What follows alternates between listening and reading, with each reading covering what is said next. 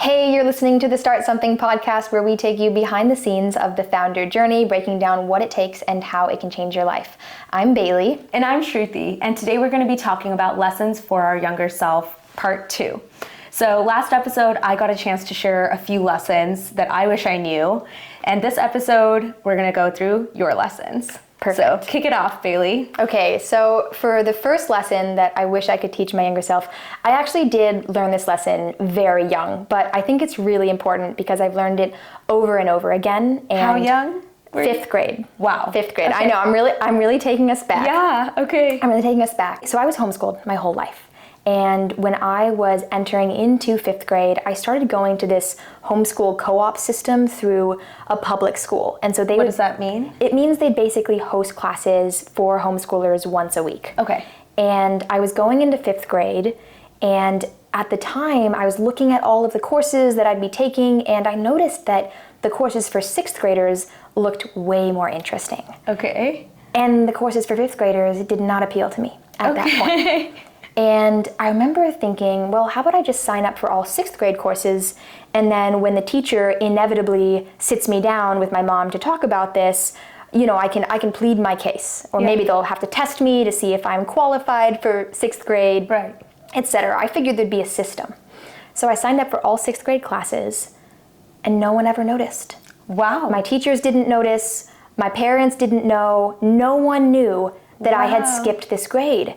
And it's not because I was smarter and I'd like tested out of my current classes. Right. It was an environment, an experience that made me realize, oh, some of the rules that I think are hard and fast aren't actually real rules. Like we make them up. And that taught me so much about what being qualified actually means, because I realized, oh, maybe there aren't specific boxes that I actually have to check in order to pursue the things that I'm interested in. Right. And I learned that lesson again when I was in college. And I applied for a job in the tech world just to get the interview experience. Did you even apply, or did you just show up to the job? That's funny, because I'm known to do that. But no, I applied. Okay. And my hope was, well, I've never worked in tech before, and I want to start getting some interview practice. Right. So what better way to get interview practice than to actually interview? So I got a recommendation for a specific job. I got the first interview, and at the end, the woman told me, hey, well, I'd like to move you on to the next phase of the interview process. And I said, well, hang on a second. I'm actually not qualified for the job. Right. I didn't think that anyone would move me on, but just to be clear, you specified 4 required qualifications for the job posting. And I did not meet any of those qualifications. They were things like can work full-time. I was a student. Has a technical degree. I was studying rhetoric. I wasn't even studying poli-sci yet. They were also has 3 years of sales experience. Wow. I had none. And it wasn't like a gray area, is she qualified? I was blatantly not qualified for this job. But I moved to the next interview, and then the next interview in person. And long story short, they ended up hiring me. Wow. I couldn't believe it, because the job said these are the qualifications. Right. And so what both of these experiences taught me were that the qualifications that I think are real, that I have to check in order to pursue the things that I'm interested in, oftentimes those are made up. Right. And they're made up collectively in all of our minds, and so we will live by those rules, but those rules aren't necessarily real.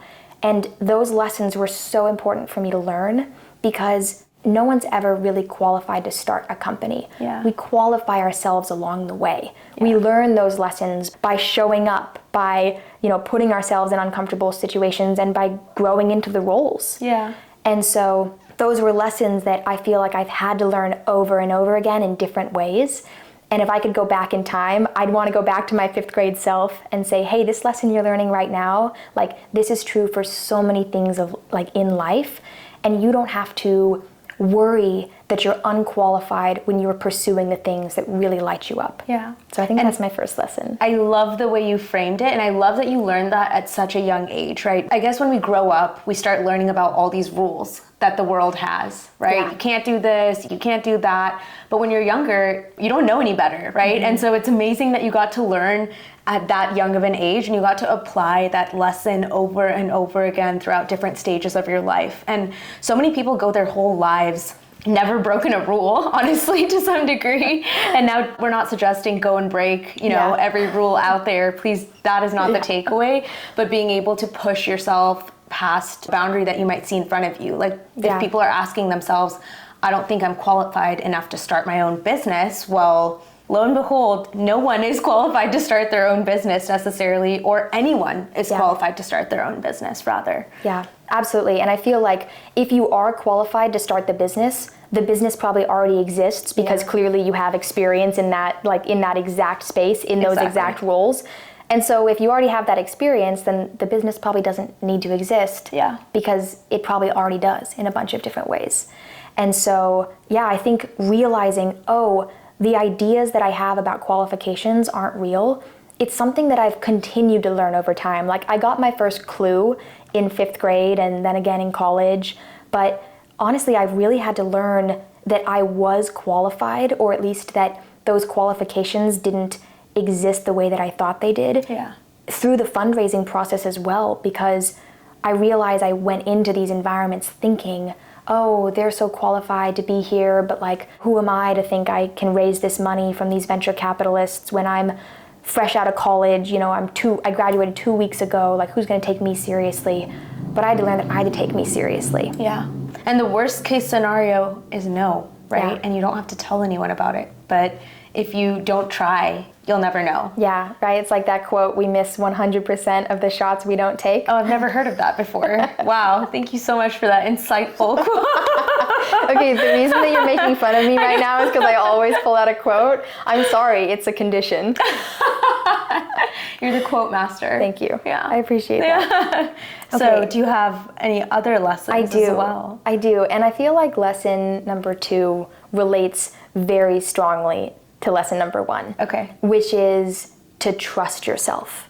If I could go back in time and give myself a piece of advice, I would say, really, like, trust yourself, because it's not until I've been on this side of multiple fundraisers that I realize how much terrible advice I got from people who I assumed were infinitely wiser than me about what I should do with my company. Yeah. And for so many of these pitches, these investors would say, you should do this and you should do that.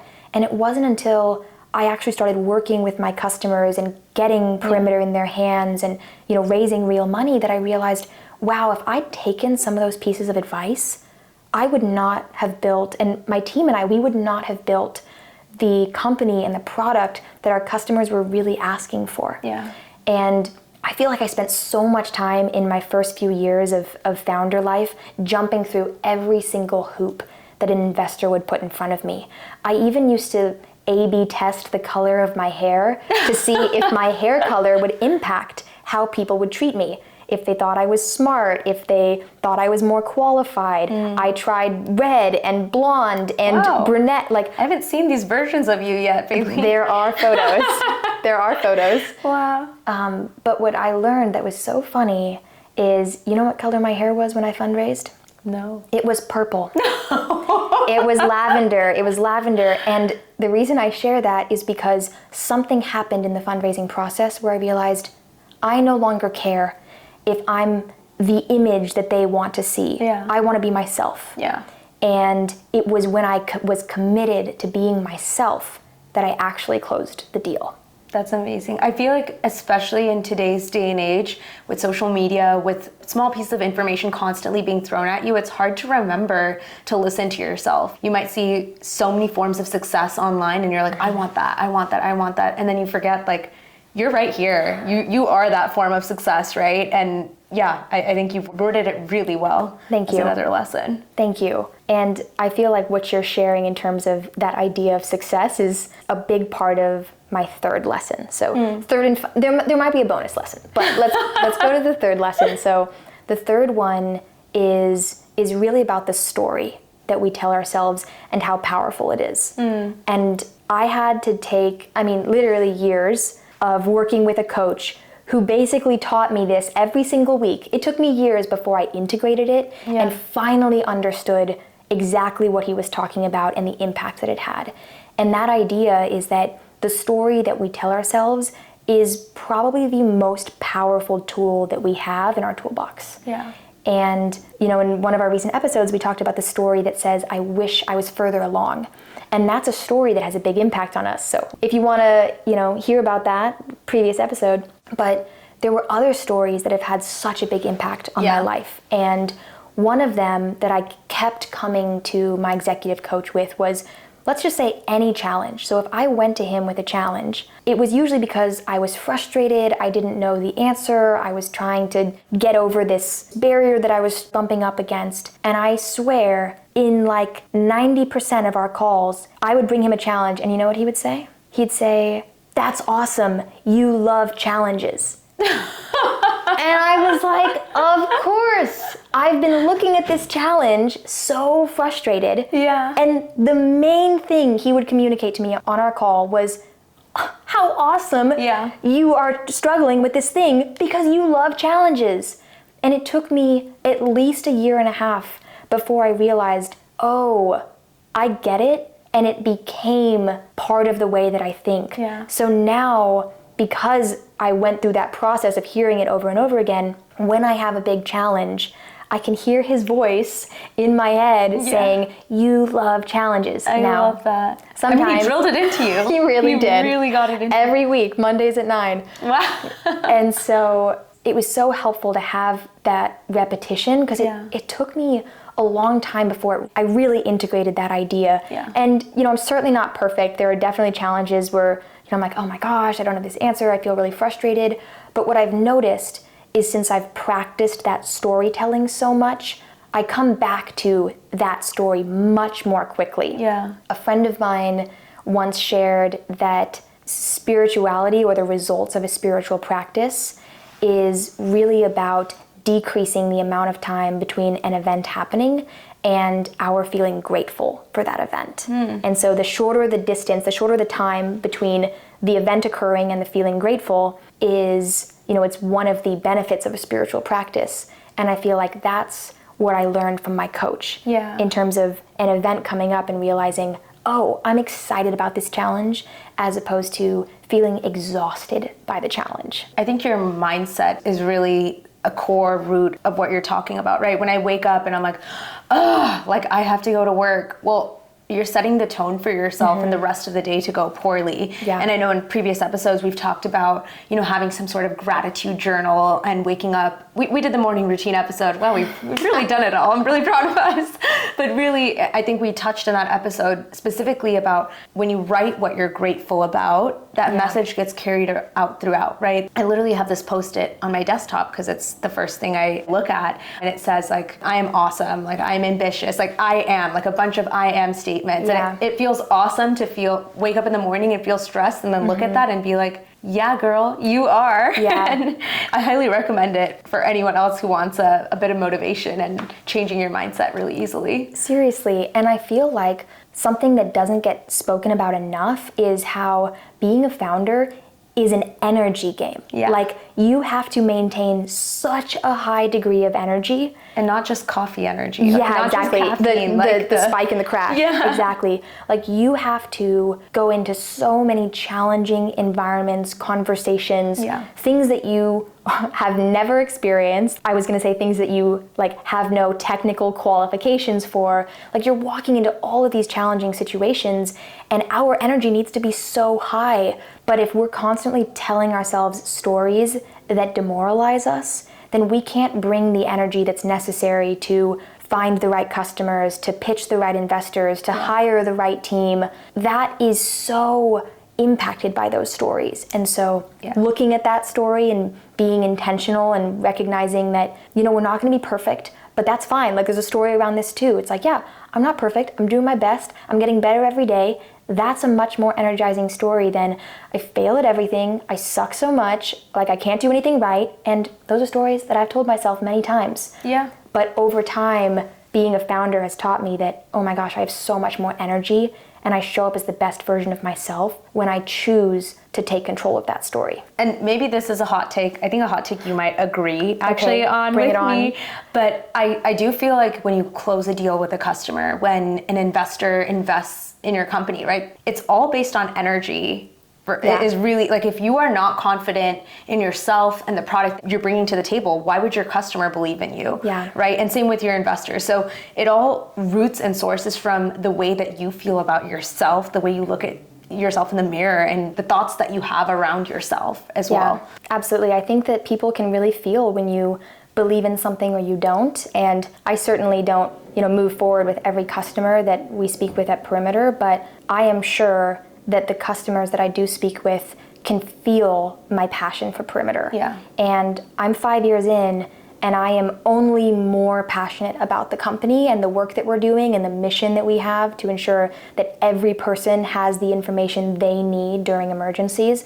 I am only more excited about it, and I don't think that happens by accident. I think that happens on purpose. Of course. And it happens because of saying, these stories that are saying I'm not doing enough, actually, I'm going to choose to believe something else. Yeah. I'm going to choose to invest in stories that help me show up as the best version of myself. Yeah. And invest in, surround yourself with people who also play into these stories and hype you up. They're your cheerleaders, right? Absolutely. So I promised you a bonus tip. Yeah. And it kind of relates, and you definitely see this one coming. Woohoo! Also from my phenomenal coach, and I talk about this basically to everyone who will ever listen to me, which is about self-care. And it's the fact that self-care is not a nice to have. And I'm not talking about bubble baths, although I'm a big proponent of bubble baths. But physiological self-care, getting enough sleep, eating regularly, regular nutritious meals, getting that time outside, getting that sunlight, etc. Those are the things that fuel our tanks. And if we don't give those things to ourselves, we tend to, at the very least, not be the best version of ourselves, not be the highest energy version of ourselves. And so choosing to invest in my self-care as something that's equally important as all the other business strategies that I invest in and the work that I do in that front, also investing in making sure my body is getting what it needs so that I can be the highest energy version of myself.